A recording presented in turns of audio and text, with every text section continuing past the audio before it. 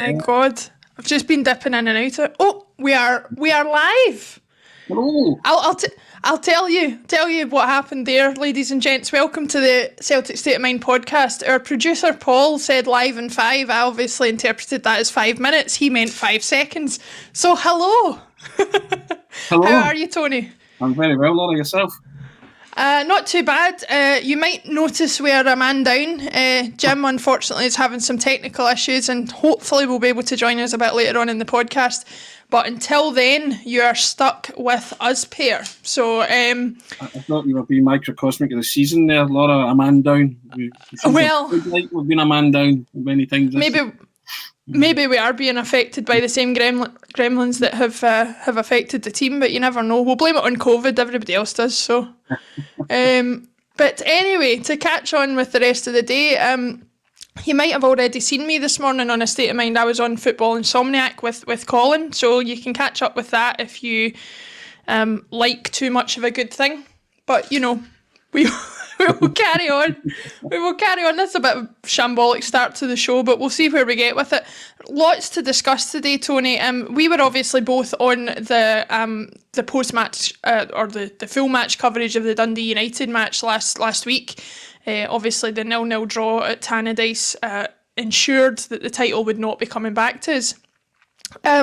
What are your thoughts now, a few days on? I know we were all a bit more upset by it and a bit more affected by it than I think we expected to be, given the sort of formality that it seemed to have become. Are you feeling a little bit more like things are calming down for you, or are you getting more angry as time goes on?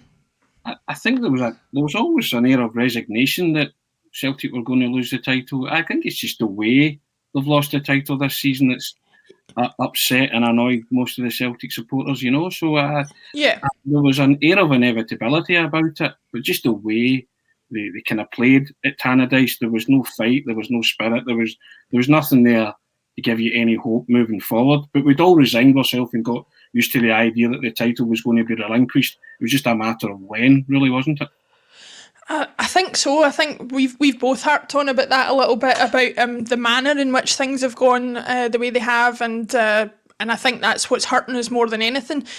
Jim, welcome back. We seem to have you on board now, so let's just check we can hear you all right. Possibly not, unless he's doing a wee trick on us where he's pretending to freeze or not. I don't know, but anyway, we will carry on. I think, like I said before, I was just very surprised, and I've seen other people mention the same thing of like, yes, we've talked about the manner in which we lost it being disappointing, but I think I was so surprised at my own emotions at the end of the game of the way in which the disappointment took me over, because I think it's unarguable to say that, and I don't know if you agree with this or not, that regardless of the formality of something, regardless of how much you expect it, when it actually happens, it does take on a different significance for you. I think there was as you say, there was an air of resignation, but on Sunday the anger built up again. And I think that's more to do with the performance. I think it was Amy that pointed out on the podcast with the three women that the players just didn't seem to be concerned. Mm-hmm. That's what annoyed a lot of the fans. They kind of walked off as if 0-0 draw, no, it's a point or whatever. There was no. I think Aya was probably the only one that seemed to look like he was nothing. Celtic players have just lost the title. They've lost a chance at immortality. You would think they would be a wee bit more upset at that than anybody else. But he just seemed to trudge off as if, well, these things happen. Yeah, these things were going to happen this season because of the way they played. But you just expect them to show a wee bit more. You know, just a bit more. Just show, or at least, you know, show that it means something to you. You know, look at that badge and look at it and think, you've let so many people down this season by your performances.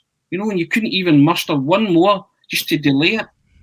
You know, and then play Rangers and show that for once that it actually meant something to you, that it meant as much to you as it meant to you and I. You know, we were sitting in the studio discussing or poring over the wreckage, you know, and saying the same things, you know, and you try not to get angry, and yeah, you're hurt, but when you get angry, you get rabid and you start lashing out.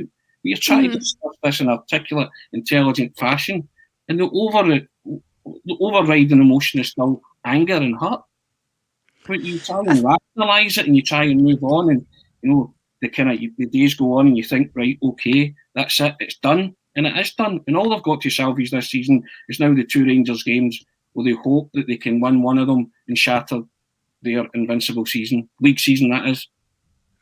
I think you're entirely right, and I think I was of an opinion that, we had all this chat before the game on Sunday of, certain people wanting to throw the match or whatever and don't let them win it at Celtic Park and all that kind of thing. And I think we had the same opinion of, no, that isn't the way you should handle it. The way to not let them win the league at Celtic Park is not to let them beat you at Celtic Park, not to let the league be tied up before they even get there. And I, for one, certainly would never be in favour of throwing a match or anything like that, but I didn't expect us to actually go into the game in a couple of weeks' time having already lost the league. That was just unbelievable to me. But as you say, we've poured over it at great length on this podcast over a number of weeks, and it's something that we just, I guess we have to. What is it? The common football parlance is that they say these days? We go again, I think is what they say. We move on. Yeah, we move on, we go again, and we'll see where it takes us. One thing I'm really interested in getting your thoughts on, though, because I think you and I might have slightly different opinions on it, is or not even slightly different opinions from each other, but certainly different opinions from what else has been expressed online and on the podcast in the week. I've been champing at the bit to get back on. The tweet from Celtic regarding us not being half of anything in response to the negative press coverage around the Rangers riots last week. Now, there's a lot that encompasses this conversation, not least of which I think we do agree that the media coverage of the behaviour has been somewhat unbalanced. Having said that, my own opinion is that the tweet, regardless of whether I agree with the sentiment or not, came across a little bit unprofessional in the manner in which it went out. I heard John Paul say on the podcast the other day he had to check 2 or 3 times that it wasn't a fake account or that we hadn't been hacked before he said anything about it. What are your thoughts on it? Do you think it was unprofessional? Do you not care one way or another? Are you in agreement with the sentiment? What do you think? Strap yourself in. Like, remember in Enter the Dragon when Bruce Lee goes to fight O'Hara and he punches a board? Yes. Right? And he says, boards don't bite back. Right, here's a tweet, here's a hashtag for you. Tweets don't win titles. You can be as clever as you want off the park, right? I call me old-fashioned. Do your talking on the park, right? So that's what I thought, because I couldn't care less about tweets. But I tell you what I do care about, Laura, right? I care about the fact that Celtic have lost the title. I care about the fact that we don't have a new management team in place. I care about the fact there's 100 days to the Champions League qualifiers. I care about the fact that there doesn't seem to be any forward planning in place, and there seems to be no attempt to repair the disconnect. So see these tweets where you think they're being clever, I understand the machinations behind it. I understand the message that they're trying to portray and what they were trying to say. But see, these wee kind of things that you're trying to get season ticket holders back on board. I'm not interested in wee sound bites. I'm interested in where this club's going, what's happening. I was watching clips of Bill Shankly, and there's a great clip where he's talking about Jockstein and Celtic, and he says it's a form of socialism without the politics, of course, right? Therein lieth the rub at Celtic. Celtic's lost the socialist heart. There is a disconnect everywhere, from the board to the CEO to the management team, to the first team players, to the fans. The dots are not connecting. I want to join those dots. Well, Bill Shankly said it like this: it's a form of socialism without the politics. Like, that's the way he said it. Do you know why he said that? Because he was passionate about what was happening at each club. I'm passionate about what's happening or going to happen at my club. We're entering into a rebuild. Fancy tweets don't interest me. Start the rebuild. Rebuild. See, the time we introduced the new management team was on Sunday to give everybody a lift to say, ladies and gentlemen, the new management team of Celtic Football Club, give everybody hope for what's going on. You see the fact that they didn't do that, that strikes me as being that there's no forward planning. They don't know who it is, and they don't know what they're doing. And that panics me a wee bit. So all the tweets in the world are never going to bring back the 10, which meant so much to everybody this season. So I told you, tweets don't win titles. That's where I'm at with it. But I get tweets don't win titles, folks. That's a hashtag in and of itself. And for anybody wondering, yes, you can hire Anthony Haggerty for impressions. I'm sure he doesn't just do Bill Shankly, but we'll wait and see. It's an interesting comment there, from David Kelly on YouTube. And remember, guys, you can comment on YouTube, Twitter and Facebook where we are live. But David Kelly says, the tweet was decent if it's followed up with actual action. If it's not, a season book bait for gullible fans. I think that, we can agree or disagree whether the tweet was decent in and of itself, but a lot of the points he makes there are the same as yours. It kind of felt a bit like pandering to a certain section of the support that some of us weren't in total agreement with. And I get that we're wanting the club to show a bit more attitude and a bit more defensive of our position in comparison to Rangers, and not be pulled into any kind of debate about behaviour or anything like that where it isn't merited. But I don't think that the tweet was the way to do that. And just to open it up to a wider conversation, I said to you before we came on air that I was on the show on Monday with Natasha and Amy, and the one comment that I got in response for an hour's worth of content that I was on was that I had accidentally slipped up and called the upcoming Glasgow Derby an Old Firm. Now, I was 24 years old when Rangers went under. I was very used to calling it the Old Firm, and occasionally my parlance will slip back into that, if you like, especially when you're live online in front of thousands of people and trying to find your words. I don't think they're the same club. I don't think that there's any question about that. But I do think that to pick people up for calling it the Old Firm or calling them anything except Rangers or anything like that, it feels a little bit like beside the point to me. The point is that regardless of the nature in which Rangers are here, they are here in some form, and we are still going to treat them as our rivals for as long as possible. Obviously, we don't know where the future's going to go as far as that's concerned, but what are your thoughts on this kind of tit for tat, yes you are, no you're not, you're dead, you're alive, use of phrases like the Old Firm? I told you, remember, I said a private message, and I said, this is where I am with the whole Rangers alive and dead thing. It's the whack-a-mole game, isn't it? At the carnival. It comes up, you hit it with a hammer, you're dead. It comes up again, I'm not dead. Now, you're never going to square the circle on that argument, right? Mm-hmm. You'll have Celtic supporters that will say they're dead and that's it, and they don't entertain anything else. Rangers supporters say they're the same club. You are going round in circles. You can have your thoughts on it. Whatever your thoughts are, that's it. It's not up for question. You know what I mean? So you will argue about this for time and perpetual motion. The Old Firm was the branding, I understand, and Celtic renewed the branding so that no one else could make money from it. Yeah. Probably Rangers. So that's fair enough. That's a sound business move, surely.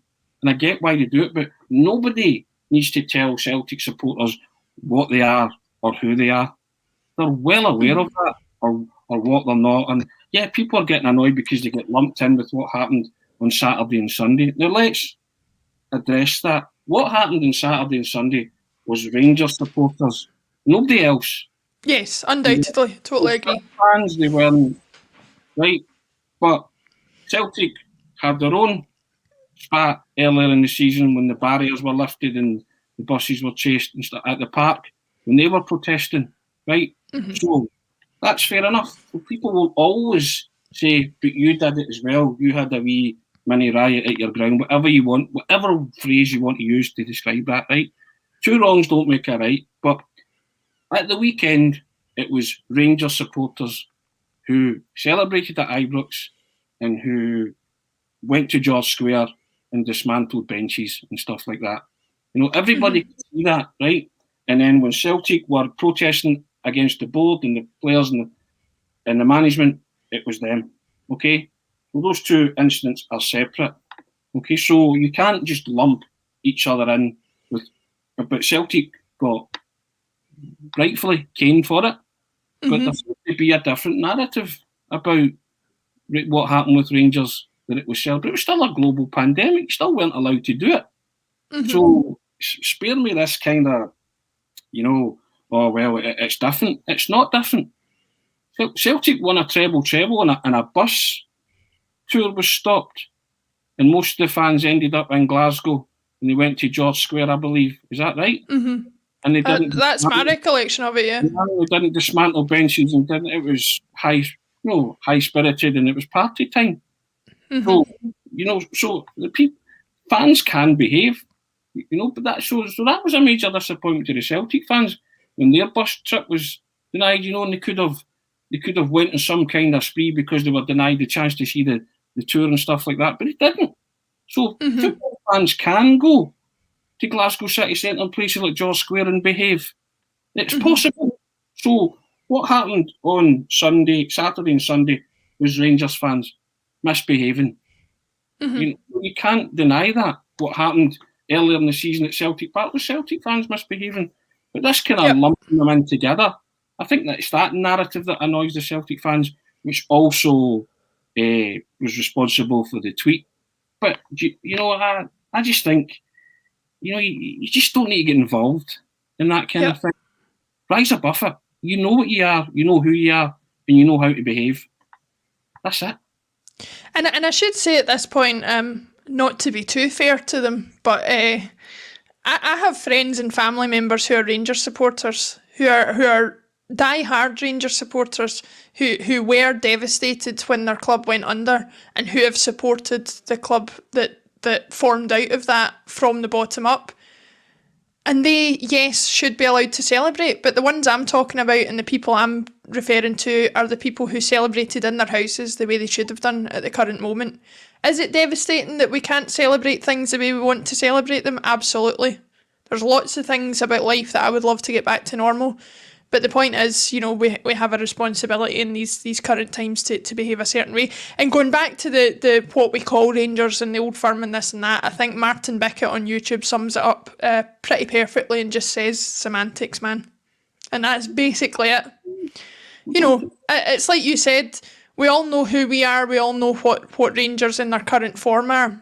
Whether you make a slip of the tongue in what you call them or what you refer to them as doesn't change that, and I think we all need to sort of try and get on board with that. But we pride ourselves on a Celtic State of Mind of not talking about other clubs, so we're going to continue by talking about Aberdeen.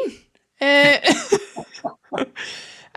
in reference to that, what I mean is obviously Derek McInnes lost his job last week after struggling to turn things around. Obviously, he's had a great run there over the past 7 or 8 years, I think it was, but it was time for a change. The rumoured replacement there, there's a couple of different ones. Sven-Goran Eriksson's name has been thrown around, which I saw. But one of the ones that interests people of a Celtic persuasion is the fact that Stephen Glass might be getting installed as manager. Obviously, ex-Aberdeen, ex-Newcastle player who's got a history with the club. But the reason it interests Celtic supporters is that there's potential that he could potentially bring Scott Brown in as his assistant manager. I presume they know each other from Stephen Glass's time playing at Hibs, and they have an ongoing relationship which might provide Scott Brown with a route into coaching and management and that kind of thing. Tony, Two things. First of all, how likely do you think this is to happen if Stephen Glass gets the job? And if so, what are Celtic's main aims coming out of that if we were to lose Scott Brown? Well, we spoke about Scott Brown and you and I differed. You said it's time to cut the ties with Scott Brown, and I fully understand your reasoning, your reckoning for that. So this might be that time.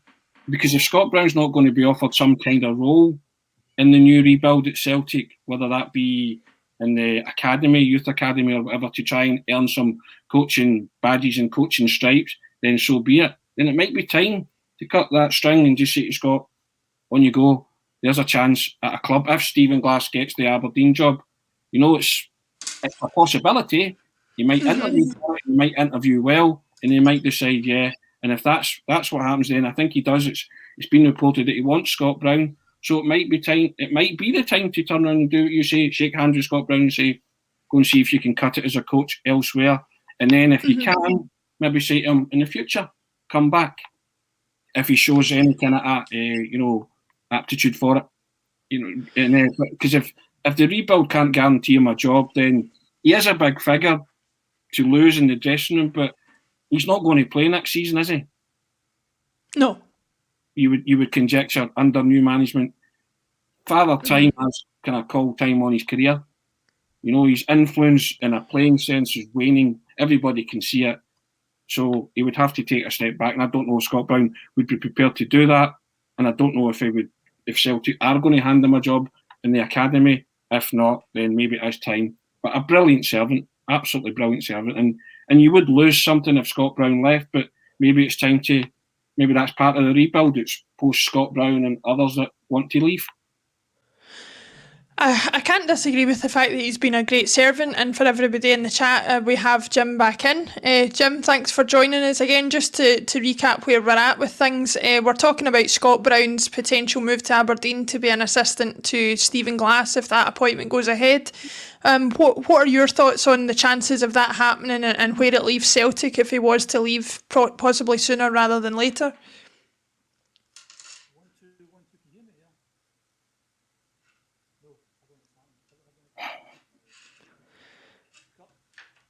I think we're struggling to hear Jim still there. Unfortunately, what is it like with these internet gremlins? I can't really control them, unfortunately, as much as we would like to.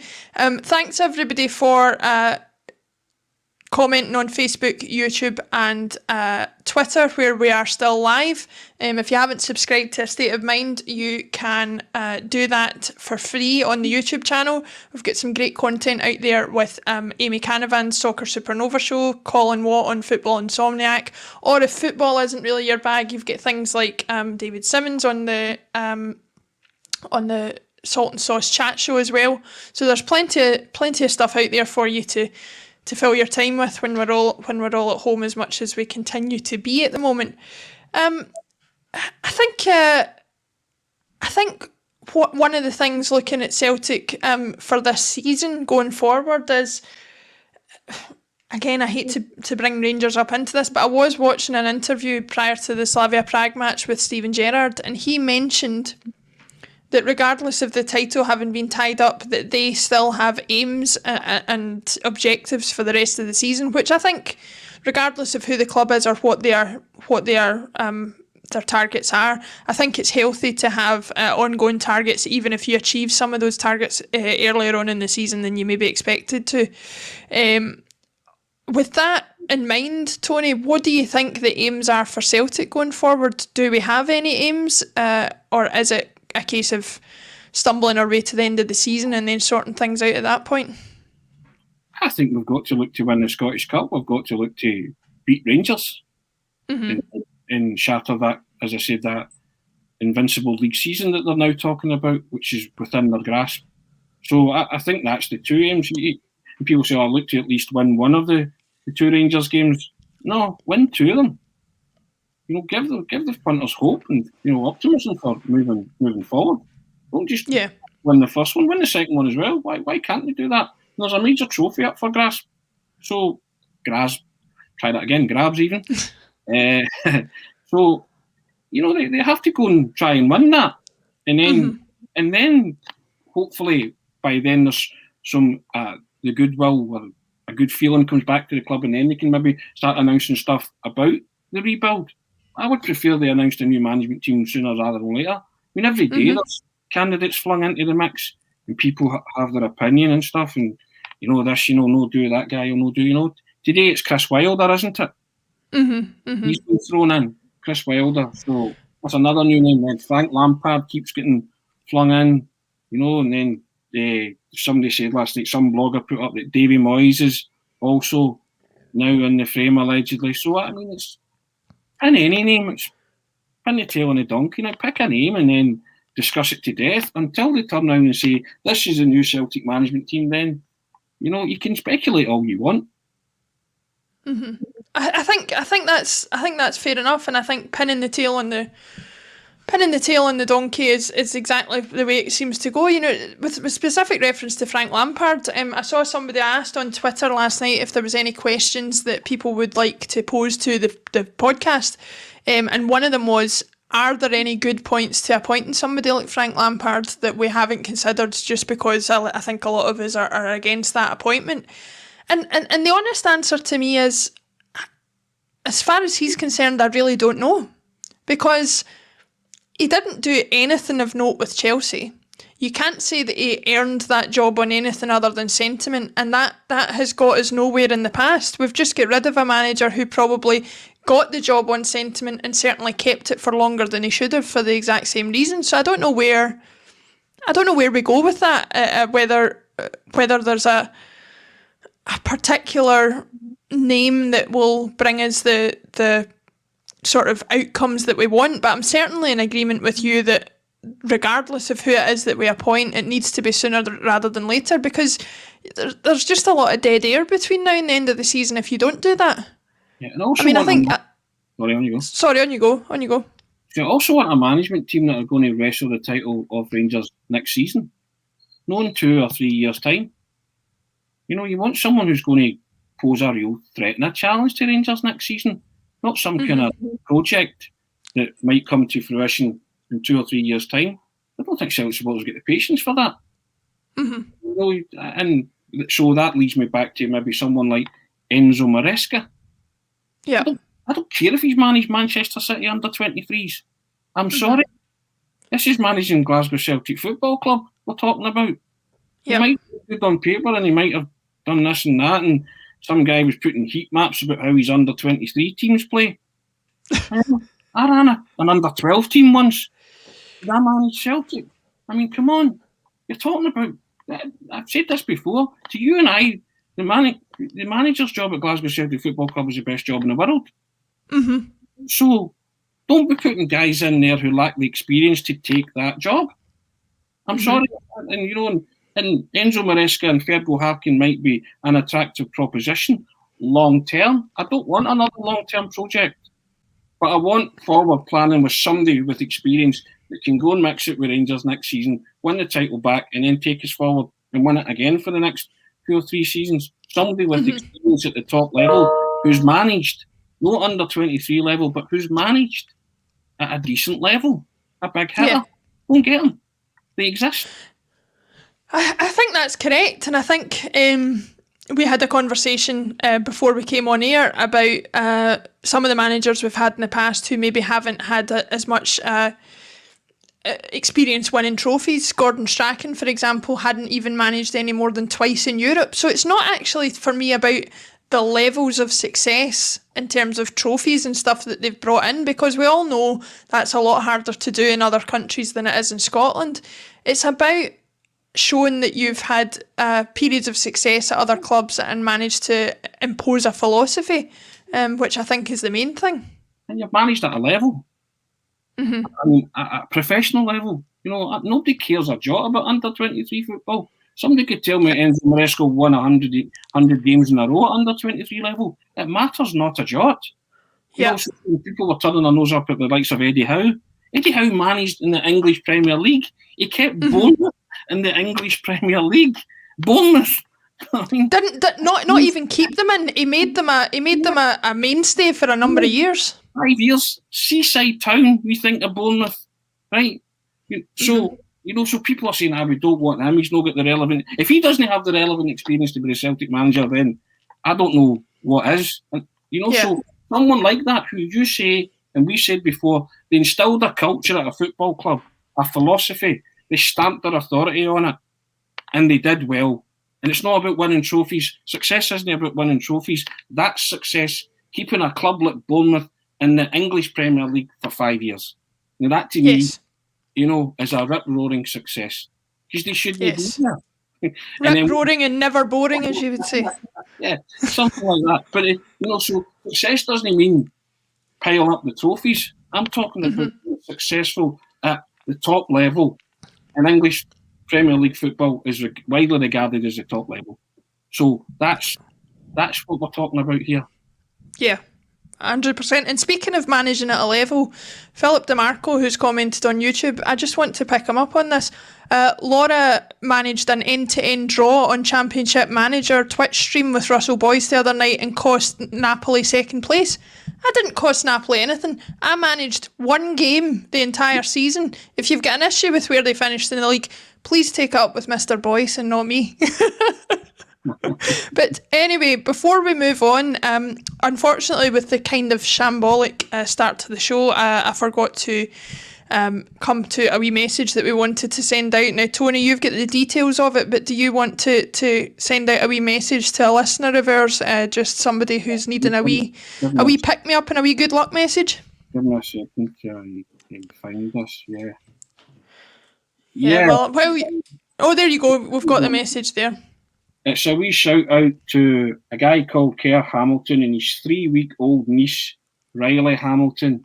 She's in hospital getting an operation on her heart and she's not doing particularly great. So he asked me if we could just give the family a wee mention and from everyone on ACSOM just to wish wee Riley all the best and hopefully everything goes to plan and she can make a recovery. You know, so I think it goes without saying, and in a week where we're getting wound up about losing the title, life goes on and there's some real hardship. And, you know, a 3-week-old girl in a hospital with heart problems is not what you want to hear. So I guess to speak on behalf of everybody and wish the family all the best and hopefully everything is a successful conclusion. I can only echo that. I think what we try and do on this show is talk about football and keep it to football, just to keep people's minds off the wider issues in society. But like you say, there's nothing to bring home the sort of perspective of football conversation in the wider world than hearing something like that. So I can only echo your sentiments. Good luck to Riley, and good luck to the entire family. I'm sure it's going to be a difficult time, but hopefully with everybody's thoughts and prayers, we can hear some good news about her soon. Well, that's the Celtic family element of it all, isn't it? You can't ignore absolutely.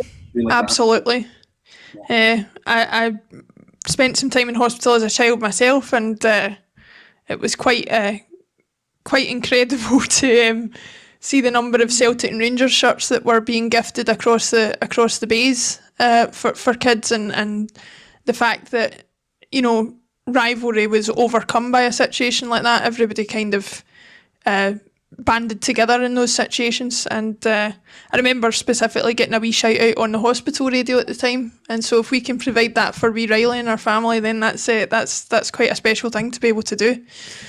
So thanks for highlighting that to me, Anthony. It's really something that I wanted to mention on the show and put everything into a bit of perspective. Thanks for doing that. We'll be happy.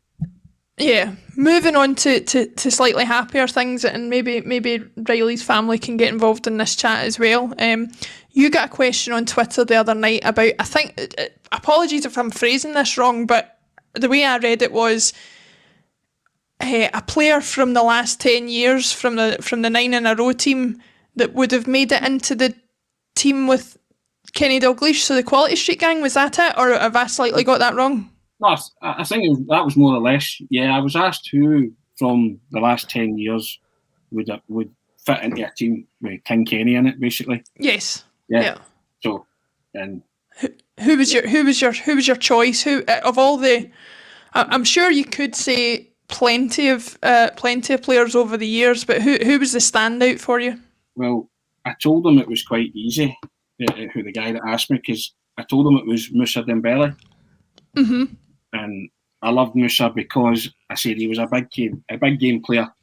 He came alive in the big games, and he would have had a telepathic understanding with King Kenny, because he would have, between them they would have scored a barload of goals, because the two of them were ice cold in front of goal, but they had real big game intelligence.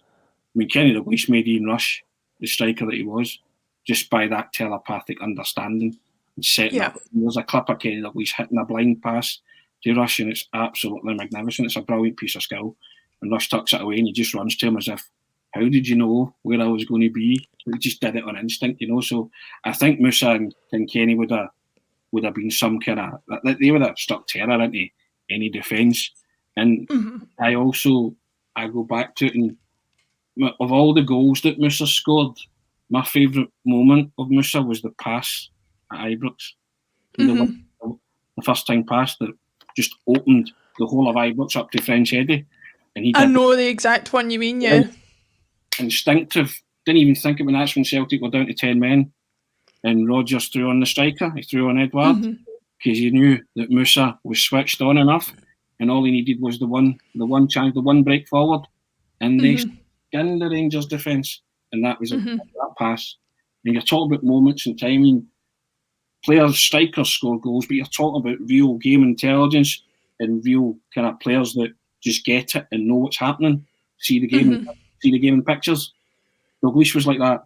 Musa, to an extent, was like that, and he showed it that day. And I watch that pass every now and again, and it's not even the goal that kind of makes me happy. It's the pass. I just like, wow, just to have that coolness and sharpness of the brain and the head to play it, knowing that his French pal would do the rest. Yes. Wow, and their execution's brilliant. And you can't teach that, but that's instinctive. That's when you know when you've got a player in your hands. And I thought to myself, just got to enjoy this guy where we can, because you just knew he was going to go into bigger and better things.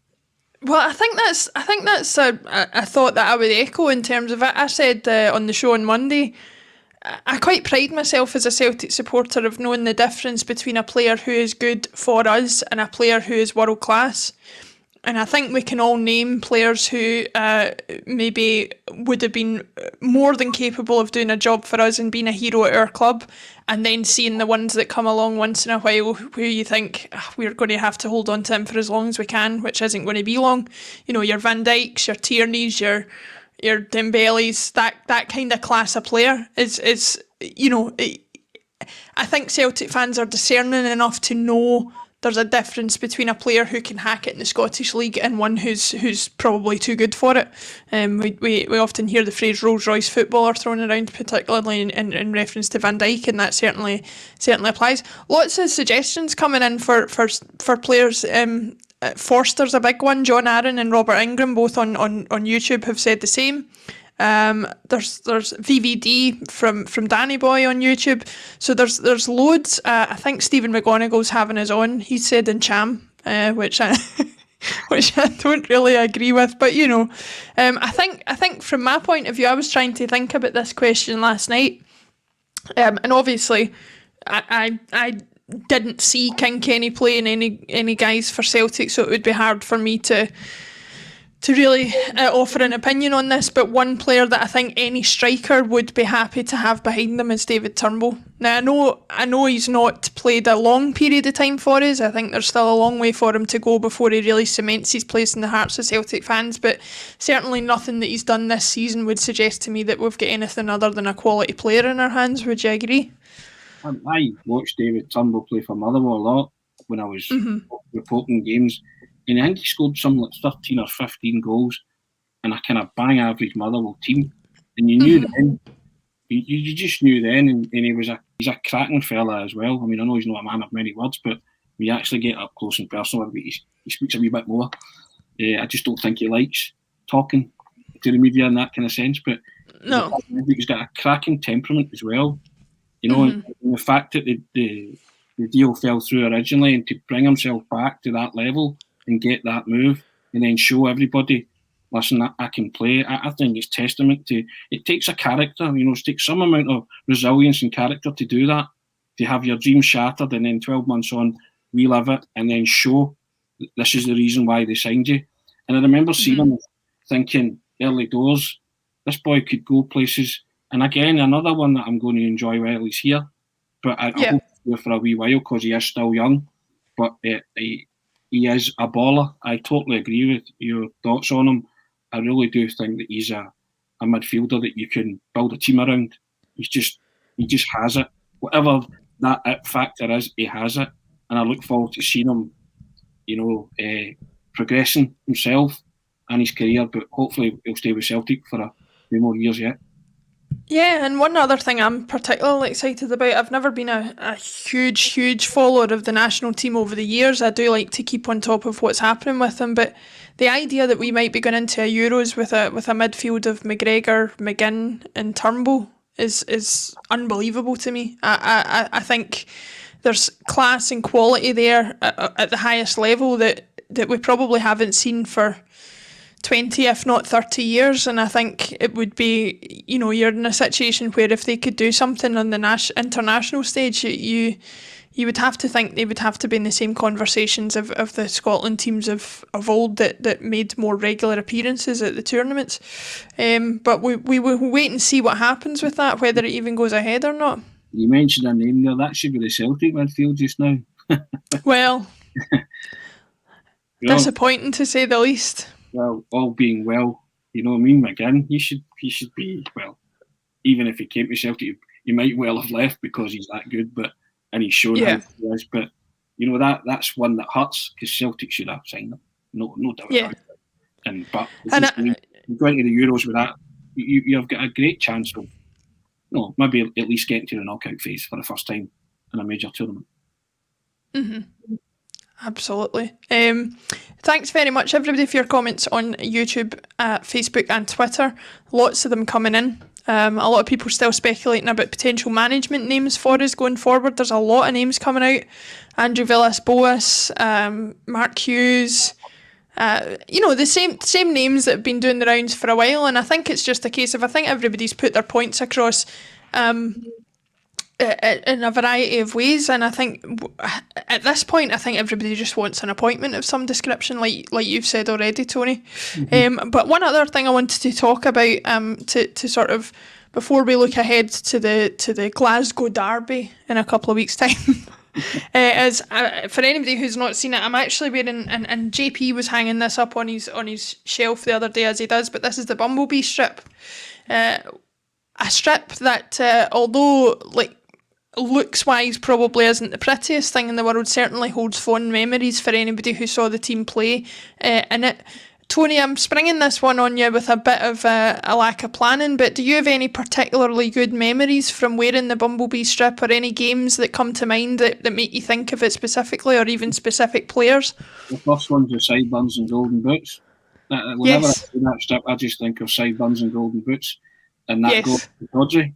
And the fans singing, he's got sideburns and gold and boots. and just that encapsulates the Bumblebee strip to me, that Maverick element of the three amigos and what they brought to the team, and that swashbuckling Tommy Burns team at the time that went through a season, lost one game, lost the league to Rangers by 4 points with a Gascoigne and Loudon inspired Rangers team.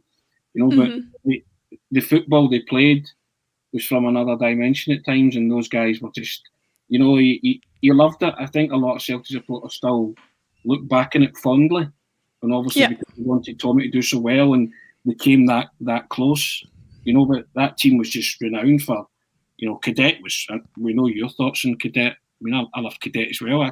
I just love guys that do exactly what they say in the tin. Cadet was a predator, right? A striker who was brought in to score goals. And for the moment he scored in his debut against Aberdeen in the pissing rain at Celtic Park, the fans just loved him, right? He could do no wrong. Big Pierre was just solid in the air and a dead ball magician. And Di Canio was just class. He just did things, and we only had him for a short period of time, but boy, we enjoyed them. And that the flick over the goalkeeper and just the tap in with the goal. I mean, who is that egotistical to wear golden boots? You know what I mean? It summed him up, right? It just summed him up totally. And he only came to Celtic because of Tommy Burns. So we enjoyed them while we had them. So that kind of Bumblebee strip encapsulates that era for me. And despite the fact that they never won anything, they still played some of the best football in recent memory at Celtic Park. A lot of the supporters would back that up. They just happened to run into a Rangers team who had class players themselves in Gascoigne and Loudon. Yeah, I mean, my brother is 8 years older than me, and as I've said on the podcast before, he's at pains to tell me very often that for all the trebles that we've won in recent years and all the success that we've had, some of his happiest memories as a Celtic supporter were during that time with that team, and it was certainly the first team that I fell in love with. Looking at Di Canio a bit more specifically, actually somebody mentioned that to me in reply to a tweet last night, I think, and said, was almost apologising for saying that Di Canio is their favourite Celtic player.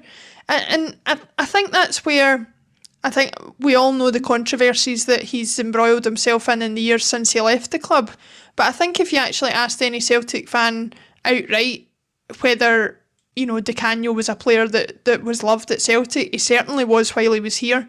He was so entertaining, and like you say, it takes a lot of guts to wear golden boots, but if you've got the gumption and the skill to back it up, then why not? I know. Sorry, on you go. I think the Celtic supporters were just upset that they never saw him for longer, or saw the Three Amigos for longer. Yeah. Because of, you know, little problems with contracts and money, basically, you know. So, but they had the makings of a superb team. And Tommy moulded them into a great unit. It's a big what if, but that team could have won the title, no bother. Yeah. You know, if they'd have stayed together, they would have swept the boards because they were that entertaining. They were just up against a phenomenal Rangers side at the time as well, who had two, you know, arguably, you know, class players. You could maybe say they were world class in Laudrup and Gascoigne. That's purely up for question. But they were just a cut above everything else, you know. And Celtic were building to eventually shatter in the 10. But that was in their rebuild, you know. But it just kind of came too late to stop that Rangers team from achieving the 9.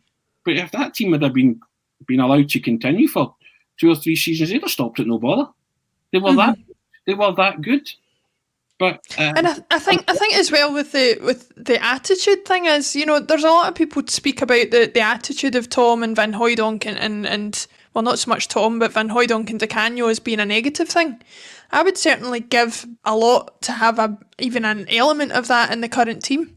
To have a player like Di Canio whose main aim is to go out and embarrass the opposition, to show that he is undoubtedly a better footballer than them, and he will show you exactly why. We don't have a player in the current squad that does that. Edouard could do that, but I don't think cares enough to make that known. And I think that's an attitude that I would like to see in more Celtic players.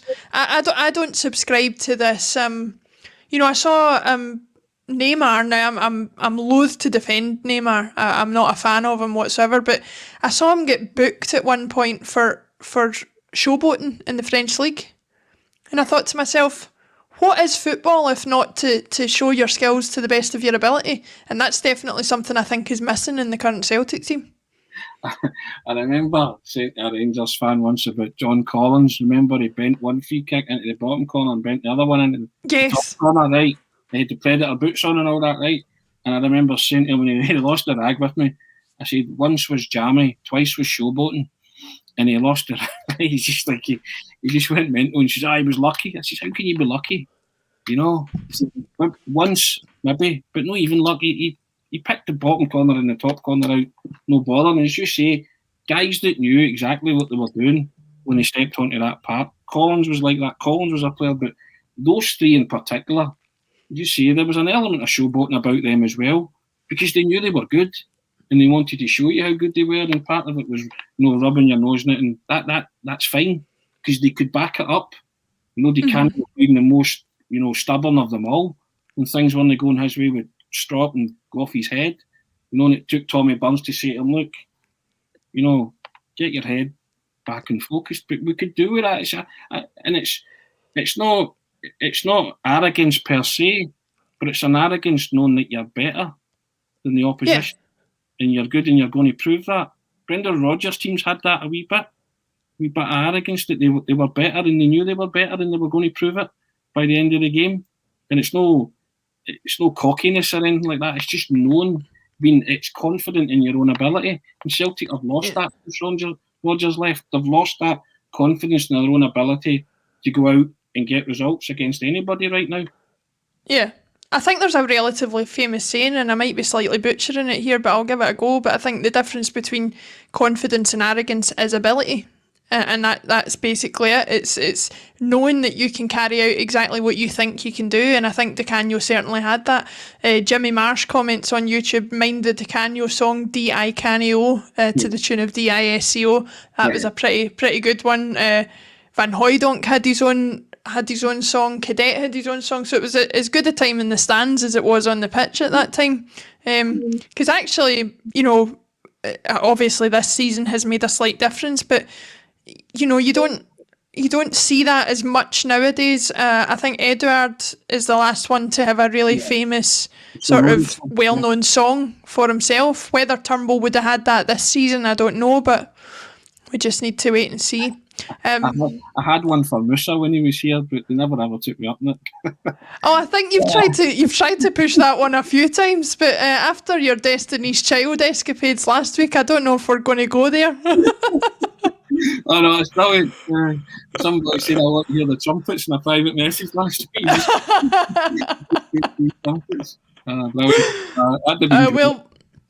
We'll see what happens, hopefully, from next season when we're all back in the stadiums and what songs materialise.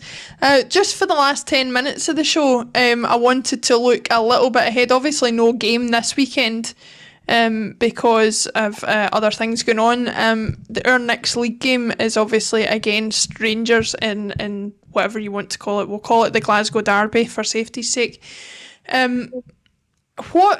What do you anticipate happening next week? Are we going to make a lot of changes? Are we going to stick with the same old as we've had recently? And what do you want to see come out of the match apart from the obvious? Do you know what? I just want to see a level of performance that shows that the players care. I want them to put everything into it for it and shatter that unbeaten record that they've got in the league this season, and don't leave the park until you have. Mm-hmm. 2 chances at this. First one at home, although there's no front row fans, so there's no real advantage, but go and show a pride in that badge that you're wearing. And if you're talking about Tommy Burns, what a phrase that is. You're not just playing for a football team, you're playing for a club and a cause. Go and show that you are playing for a cause just once this season, and they'll be thought all the better for it. You know, you've lost the title, great, but go and shatter there. Because for that Rangers team to be compared to Rodgers' Invincibles I think that'd be a lot for Celtic fans to stomach and take. Yeah. Because Rodgers' Invincible team is quite special and they achieved something truly unique. And I'm not saying Rangers haven't been good this season, because they have. They've played consistently well and they've rattled them off like Skittles and beat everybody and done what they've had to do to win the league. So you cannot deny that. But I don't think in terms of entertainment or swashbuckling style or whatever that they're anywhere near Rodgers' team. That might be green tinted specs, but I'm quite confident in that assessment.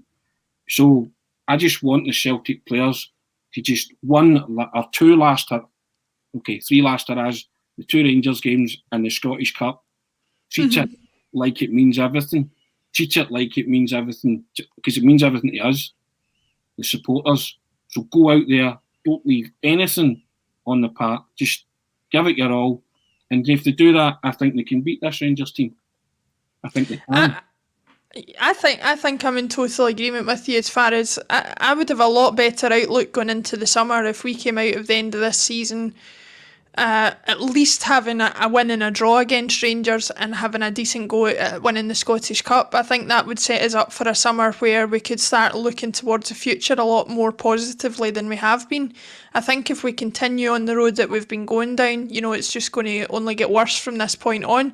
And I think we have to acknowledge as well, like you say, Rangers' circumstances have dictated that they've been able to perform the way they have due to a lot of things out with their control, particularly in terms of players catching COVID and things like that. Some of that was in our control, obviously.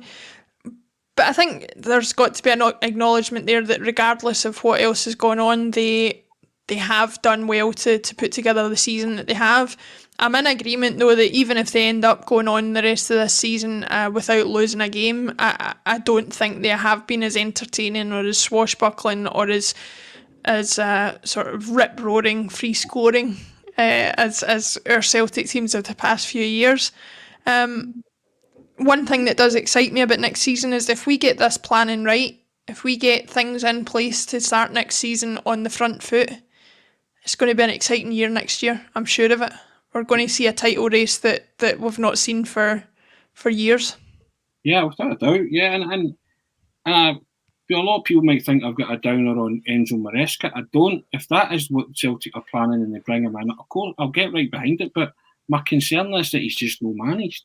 That inexperience and being an inexperienced manager doesn't work at Celtic. It hasn't worked. History's shown you that. So that's my concern. So that if Enzo Maresca can win, then so be it. We'll have to get behind it, but it will not fill me with great confidence. That's the thing. But if you turn around and you give me somebody like Eddie Howe, then I'd be delighted with that. Absolutely delighted. And I think that's one that would excite the fans and would get everybody, as I say earlier, in relation to Shankly, that socialist heart back, where we're all pulling in the same direction, we're all singing from the same hymn sheet. Because at this minute in time, we're not singing from any hymn sheet. We're notes together, right? We've all got different books. So you need to draw, again, you need to connect those dots from everywhere. And Brendan Rodgers had 13,000 people turn up to wave to him in a stadium.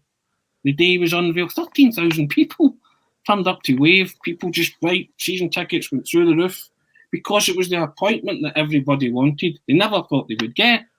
And he came and, they started the chants early. Brendan Rodgers, you've heard us calling in the night, all that kind of stuff. And everybody from the get-go, everybody was on side. Everybody bought into it.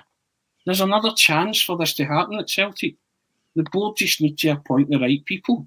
And I'm not saying Eddie Howe is the right man. He's just somebody that would excite me. Ralph Rangnick would excite me. Maloney and Martinez would excite me. So there are candidates out there that I think would excite the Celtic fans. And you would have another kind of moment like that where the fans get right on board from the get-go. Going back to the appointment, not a disappointment thing, So, and I just think Enzo Maresca is a hard sell, in my own opinion. Yeah. I think 100% you're right. I think we're not singing from the same hymn sheet. I think some of us are singing "Let There Be Love Shared Among Us," and some of us are singing "Go the Mass Has Ended." But we need to get on board with.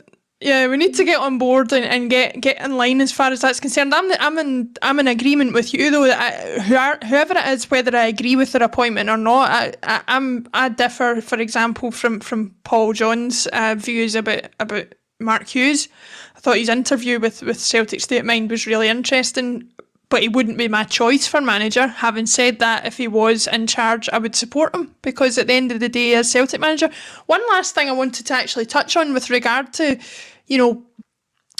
why we think inexperienced managers don't work. Do you think it's because there is so much more attached to the Celtic job? I think what we have to expect from a Celtic appointment is we have to know and trust that they know how to manage a football team, because so much of their time and their stress and their worry being a Celtic manager will be taken up with things probably outside the footballing realm. It's not an easy atmosphere to live in the Glasgow Fishbowl, and I think the one thing that you want to know is that they are an experienced manager who can handle the football inside, because they're going to have so much else to deal with off the park. Without a doubt. Listen, probably half your managerial job at Celtic's done off the park. So it's all encompassing. A club, a cause, it's everything. You're handling the expectations of so many people. You're not just walking in and saying to 11 players or a squad of players, right, this is what I'm going to do. It's everywhere you go in this city, or if you move to the city, everywhere you get it, everywhere. You drive down the street, people who took the horn and give you the thumbs up or the bird, whatever you want. You go somewhere to buy something. Tommy Burns again said one of the greatest things ever. Half the city hates you, the other half think they own you. Can you cope with that as a Celtic manager? And I just think inexperienced guys might not be able to cope because they've just not managed at that level of expectation. Not just from yourself and the players, it's from everybody. It's everybody around. What a statement that is. Half the city, half the people hate you, the other half think they own you. It takes a special kind of person to be able to deal with that, first and foremost. It takes a statesman-like person. Brendan Rodgers had it, Steen had it, O'Neill had it. These guys have it. They just have that wow factor, and they can deal with it. They can deal with even Rangers fans giving them abuse. They can deal with that, and they earn their respect. There are just certain people that can walk along those lines, and it never affects them in any shape or form. They're impenetrable that way. You just have to be, so that's the kind of manager you need, a statesman, somebody, an ambassador for the club at all times, and who conducts themselves in the right way, in the right manner. Now, I'm not saying Enzo Maresca's not that guy. He might well be. He might be worth giving a chance, but I just have my reservations about managers like that who have just not managed at any level, at the club level, professionally. Under 20 football's just completely different. So that's 100%. That's my thought. 100%. I think that is probably going to be a good note on which to end it. We will see what happens with the Celtic management job going forward. Like we say, regardless of who comes in, we will support them no matter what, and we will continue to support the team going forward no matter what challenges faces. Thanks everybody for getting involved in the chat. There's been lots going on down there, and we've really enjoyed having you involved. Jim will hopefully be back with us next week, pending some improvements in the technical issues that we were having, but hopefully we'll see him back next week. Thanks very much to everybody. We will see you back on Monday for another bulletin, and remember, #tweets don't win titles. Goodbye.